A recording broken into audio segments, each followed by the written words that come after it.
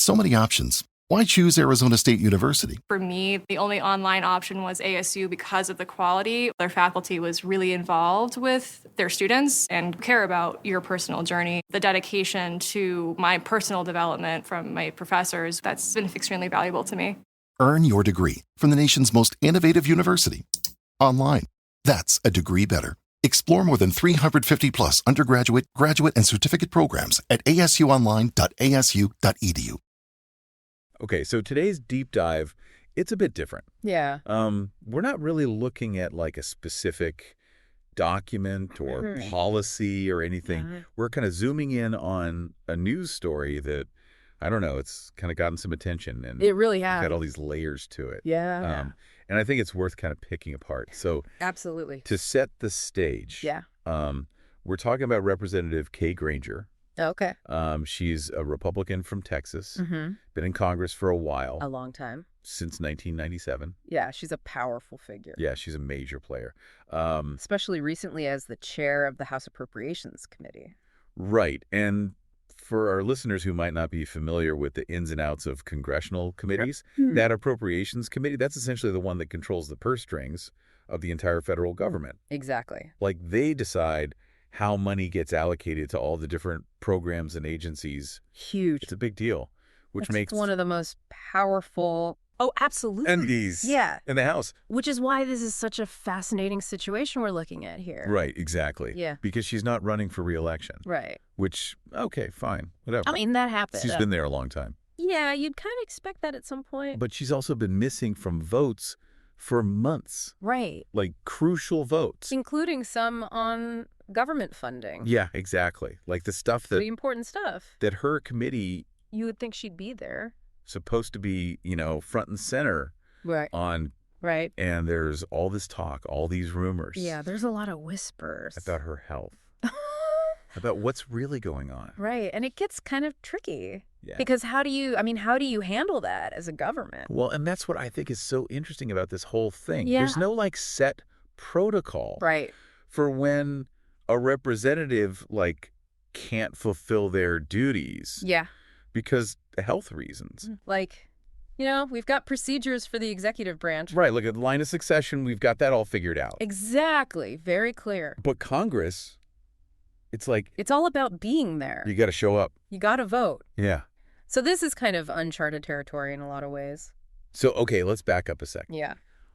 What do we actually know, for sure, about what's going on with Representative Granger? Right. Well, the information's pretty limited, which is understandable, privacy and all that. Of course, yeah. Her son has said publicly that she's living in an assisted living facility in Fort Worth. Okay. And that she is facing health challenges. Okay, so we've got, confirmation that things aren't... It's serious. Great. Yeah. But the specifics? We don't really know the details. Yeah, that's fair. So we've got this powerful politician clearly dealing with something serious. Right. And a system that's doesn't know what to do. Doesn't have a playbook for this. So what about the people she represents? Right. The people in her district. Her constituents. Yeah. In Texas. The 12th district. Yeah. Do they just not have a voice in Congress right now? That's the million-dollar question, isn't it? Yeah. I mean, technically, she still holds the seat. Right. Until her term's up. Exactly. But if she's not there... If she can't vote... On these big issues? Yeah, the ones that affect her constituents. Then are they being represented fairly?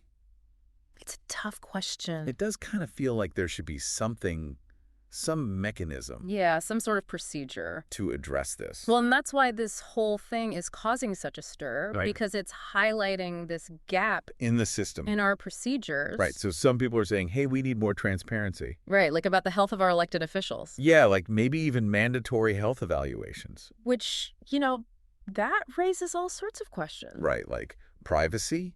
Yeah. And are we discriminating based on age?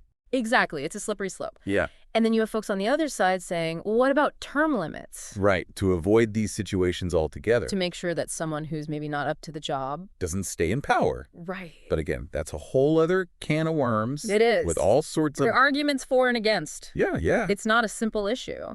It's so interesting, though, because this isn't just a one-off thing with Representative Granger. No, not at all. Right. this kind of speaks to a much bigger trend. Absolutely.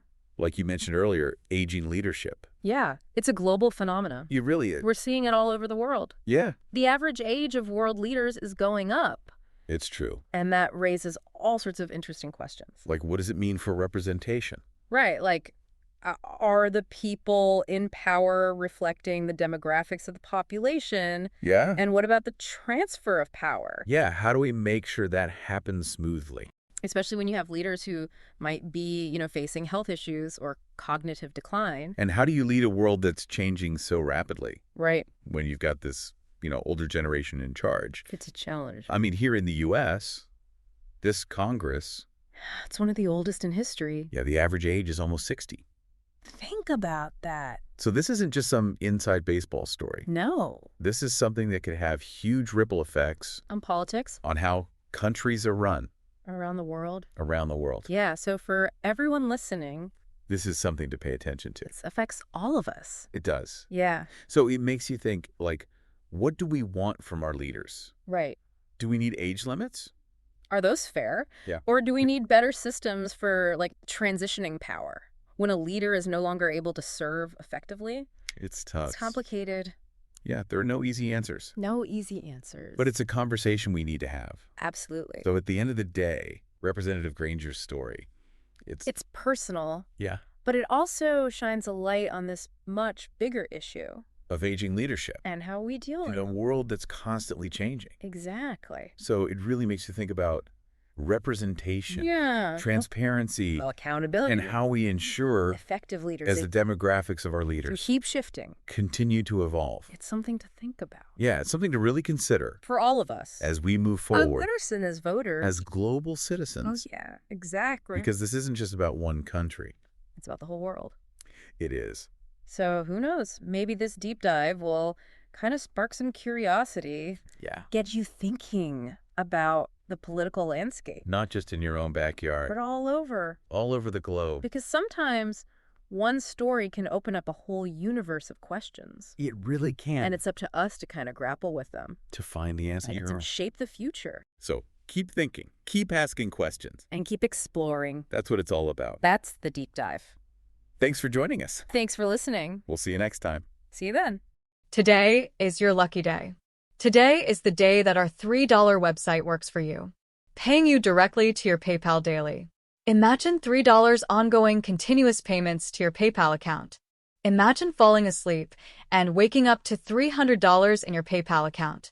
How would this make you feel? How could this help you? What bills could you pay? What kind of fun could you have?